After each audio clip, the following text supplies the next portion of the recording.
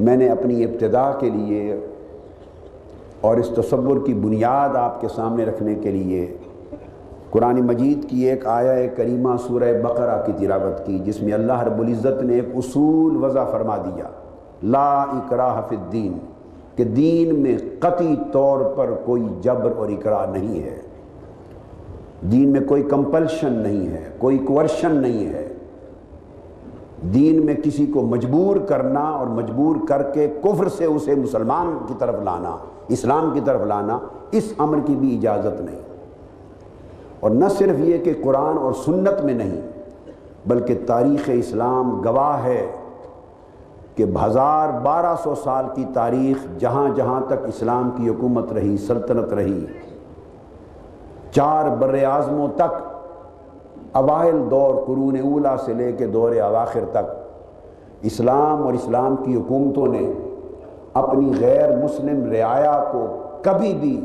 جبراً اسلام قبول کرنے پر مجبور نہیں کیا۔ اور یہ جو فیکٹ ہے کہ مغرب کے مورخین، مستشرقین، پروفیسر ہٹی جیسے لوگ جنہوں نے ہسٹری آف دی عربز لکھی ہے، بشمول ان کے ہر مغربی مفکر، مورخ اور مستشرق اس حقیقت کا اعتراف کرتا ہے۔ اللہ تبارک و تعالیٰ نے اصول دیا، قد تبین الرشد من الغی فمن شاء فلیؤمن ومن شاء فلیکفر۔ اللہ رب العزت نے ہدایت اور گمراہی کو واضح فرما دیا ہے، جس کا جی چاہے ایمان لائے، جس کا جی چاہے نہ لائے۔ کوئی جبر اور اکراہ نہیں ہے کسی کو مسلمان بنانے پر، کسی پر اپنا عقیدہ، اپنا مسلک، اپنا مذہب مسلط کرنے کی کوئی مجبوری نہیں۔ اللہ رب العزت نے ارشاد فرمایا سورہ کافرون میں، اور یہ وہ صورت ہے جو میں یہ سمجھتا ہوں اور یہ پیغام دینا چاہتا ہوں کہ پورے قرآن میں پوری کی پوری صورت اللہ رب العزت نے رائٹ آف ریلیجس فریڈم پر نازل کی ہے۔ اس صورت کا سبجیکٹ شروع سے آخر تک رائٹ آف ریلیجس فریڈم ہے، مذہبی آزادی کا حق، یہ سورۃ الکافرون کا موضوع ہے۔ ارشاد فرمایا، اے کافرو، میں ان بتوں کی عبادت نہیں کرتا جن کی تم پوجا کرتے ہو، اور نہ تم اس رب کی عبادت کرتے ہو جس کی میں کرتا ہوں، نہ میں ان بتوں کی پوجا کرنے والا ہوں جن کو تم نے اپنا معبود بنا رکھا ہے، اور نہ ہی تم اپنے عقیدہ و مذہب اور اپنے سوچ کی بنیاد پر اس معبود کی عبادت کرنے والے ہو جو ہمارا معبود ہے، جس پر ہم ایمان رکھتے ہیں۔ سو اب اس کا حل کیا ہے؟ تو قرآن مجید نے فرمایا، لکم دینکم ولی دین، تمہارے لیے تمہارا دین ہے اور ہمارے لیے ہمارا دین۔ آقا علیہ الصلوۃ والسلام نے حق و باطل، ایمان اور کفر کا پورا فرق واضح کر دینے کے بعد ہر انسان کو کسی بھی مذہب پر رہنے، اختیار کرنے اور اس پہ قائم رہنے کا پورا اختیار دیا ہے۔ یہی وجہ ہے کہ اسلام نے ہمیشہ تاریخ میں مسلمانوں کے مذہبی حقوق کی بھی حفاظت کی، ان کے مذہبی آزادی کی حفاظت کی،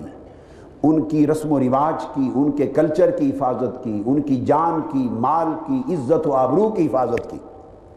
اور ان کی عزت و آبرو کو اور ان کی جان و مال کو وہی درجہ عطا کیا جو درجہ اسلام کی حکومت اور اسلام کی سلطنت نے اپنے مسلمان رعایا کو عطا کیا تھا، فرق تک روا نہیں رکھا۔ حضور نبی اکرم صلی اللہ تعالیٰ علیہ وآلہ وسلم نے پوری دنیا میں قیام امن کے لیے اور بقائے امن کے لیے پورے 13 برس مکی زندگی میں اسلام کی دعوت دی، توحید کی دعوت دی، مگر امت مسلمہ کو ظلم کرنے کے باوجود بھی دشمنوں اور کفار کے آگے تلوار اٹھانے کی اجازت نہیں دی۔ مکہ معظمہ کی پوری 13 برس کی زندگی میں عالم یہ تھا کہ حتیٰ کہ اپنے دفاع کے لیے بھی جنگ کی اجازت نہیں دی۔ 13 برس بعثت محمدی صلی اللہ علیہ وآلہ وسلم کے امن کا پورا گہوارہ رہے۔ 13 برس کے بعد آقا علیہ الصلوۃ والسلام ہجرت فرماتے ہیں۔ ہجرت فرما کے جب مدینہ پہنچے تو پہلے ہی سال بقائے امن کے لیے یہودیوں کے ساتھ، جیوز کے ساتھ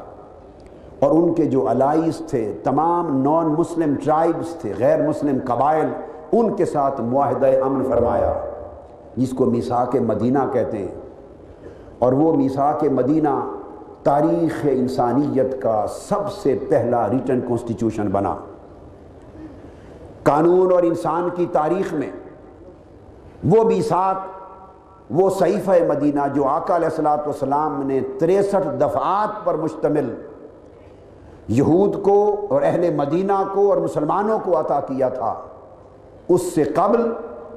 اور صدیوں بعد تک انسانی تاریخ میں ریٹن کانسٹیٹیوشن کی کوئی مثال نہیں ملتی۔ First return constitution of the world, وہ یہ دستور تھا جو تاجدار کائنات نے میثاق مدینہ کے نام پہ عطا کیا۔